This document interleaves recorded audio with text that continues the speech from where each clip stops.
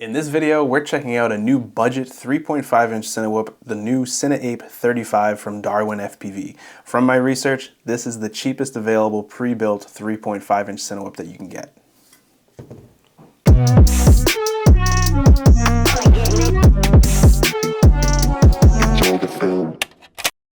So for those unfamiliar, DarwinFPV has been around for a couple years and they specialize in budget-friendly FPV drones. I tested out their Baby 8 Pro quad a year or two ago and it honestly performed better than I thought it would for being a $90 drone. So I am somewhat prepared to actually like this thing. This drone comes in at $200 for the version I have here. This is the 6S version, but you can get it as 4S. There's no price difference if you choose 6S or 4S. The motors on the 6S version that I have here are 2006 2030 kV motors. On the 4S version, you're going to have 3400 kV motors, I believe, and the props on this are Gemfan D90S tri-blade props. I've got the analog version here, but you can also get it with an air unit or an O3 air unit. No options for walk-snell or HD0 on this one, surprisingly. The camera on the analog is a Caddx Ant, and the VTX is DarwinFPV's VT5 804 VTX. On their site, it says that this is a 1 watt VTX, but when I plug this drone into beta flight, it's showing up as 600 milliwatts max. So I'm not sure what the actual power output is, but when I do my testing, I'll just be using max output power using the settings that they included on the drone from the factory. So I'm not sure if that's going to be 600 milliwatts or 1 watt. We'll see. But the VTX is mounted on the bottom here, and you have tons of VTX mounting options on this thing. You've got 30 by 30, 25 by 25, and 20 by 20, all in different orientations too. So you'd have no problem mounting a walk-snell VTX or an HD0 VTX to this drone. Receiver-wise, we have a built-in SPI 2.4 gigahertz ELRS receiver. That's this antenna coming off the back. This other one is for the video transmitter, but this silver antenna is for the receiver, and that is built into the flight controller. There are no other receiver options available, but I'm assuming that if you got either DJI versions, you would be able to use the DJI remote with this if you wanted. The flight controller ESC in this drone is DarwinFPV's F411 45 amp all-in-one, and that features that SPI ELRS receiver that I just mentioned. We have nice and easy USB access for the flight controller right in front of the battery pads right here. There's 2 plugs, and then right in the middle is a USB-C port. They do include a little rubberized grommet that kind of protects it, and this sits nice and flush against the frame, but you have easy USB-C access right there. Speaking of the frame, it's pretty much just 2 pieces, very similar to the B35 or the Pavo 35, but this carbon fiber piece that's on top is really thick. I'm actually kind of curious how thick this is. The main carbon plate is 3.5 millimeters thick. I feel like that's pretty thick for a Cinewhoop. What is it on the Pavo 35? Pavo 35 is 3 millimeters, 3.2 millimeters. So the Cineape actually has the thicker carbon fiber of the 3.5-inch drones that I just mentioned, but overall very similar layout.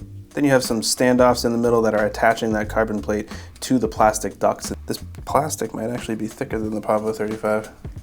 It really feels like a solid drone. I mean, for being so cheap, it's like, I don't know. The prop guards feel pretty damn solid. This drone does feel like it would hold pretty well in a crash. In the back of the drone, there's a TPU piece for the VTX antenna and the ELRS antenna.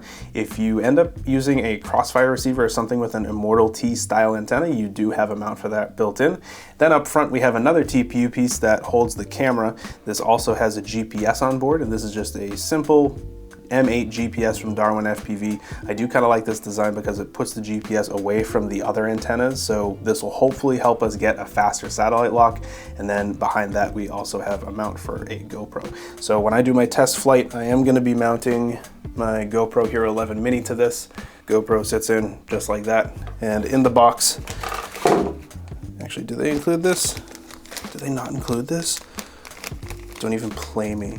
This is a bunch of stuff that they include in the box. I didn't even cover this, but this is a bag of additional goodies that you'll get in the box with the drone. You get tons of landing pads, some zip ties, some foam that you can put around the prop guards. And yeah, I guess they don't include it. So they don't include a mount for your GoPro, so you're gonna have to, or a screw, I guess, for your GoPro. So you're gonna have to find your own screw that goes through there to mount to the GoPro. So yeah. All right, so I'm gonna be testing this out with this 6S LiPo that Beta FPV sent me. This is their Lava 1100 milliamp 6S LiPo. And I'm gonna be putting my Hero 11 Mini on board to get some flight footage for you guys, but I'll also show you what this camera looks like in my Orcas. So when you see HD footage, it's from the GoPro. When you see the analog footage, that's actually what I'm seeing in the goggles. That's recorded on my Orcas. Why is there no screw in this? All right, well, I'm gonna go put these screws in, and then we're gonna take this thing out for a test flight. I read about it in the newspapers and heard a few friends talk about it, so I was curious. I was pretty jacked up on marijuana, so I decided to try it, and I dropped it.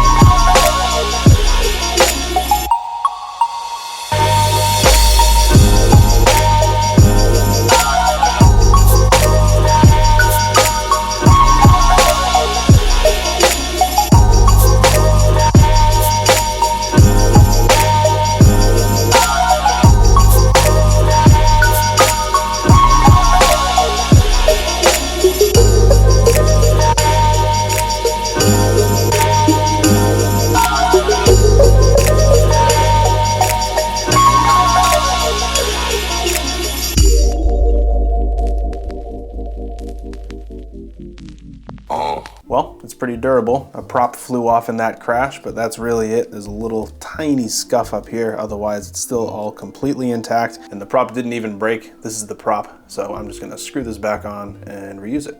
The tune is nice. I got really good flight time with this 1100 milliamp 6S LiPo. Before I crashed, I was at about 5, almost 6 minutes, I think, and we still had some juice on it. So I would say that with an 1100 milliamp LiPo like this, you'd probably get somewhere around 8 minutes total. I felt like I got pretty fast GPS lock for it being an M8 GPS. Usually these ones are a little bit slower, but this one was actually pretty quick. It took somewhere around a minute, and I wonder if that is because it's so far away from the other antennas and the VTX and everything. Sometimes those signals can interfere with getting a GPS lock, so having this far away from those could help. It won't let you arm the drone until you have 8 satellites. This is something that you can turn off in beta flight if you don't care about having satellite lock when you're flying.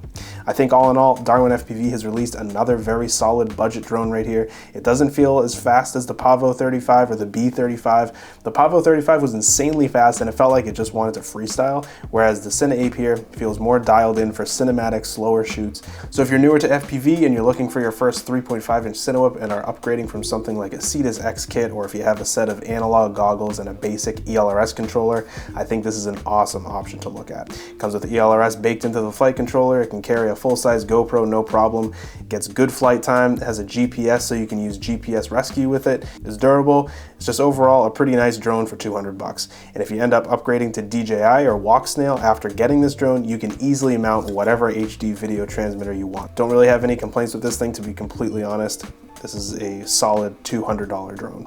So that's gonna do it for this video, guys. If you enjoyed this or it helped you out, make sure you subscribe to the channel, leave the video a like, and if you have any questions about the Cineape35, leave a comment down below.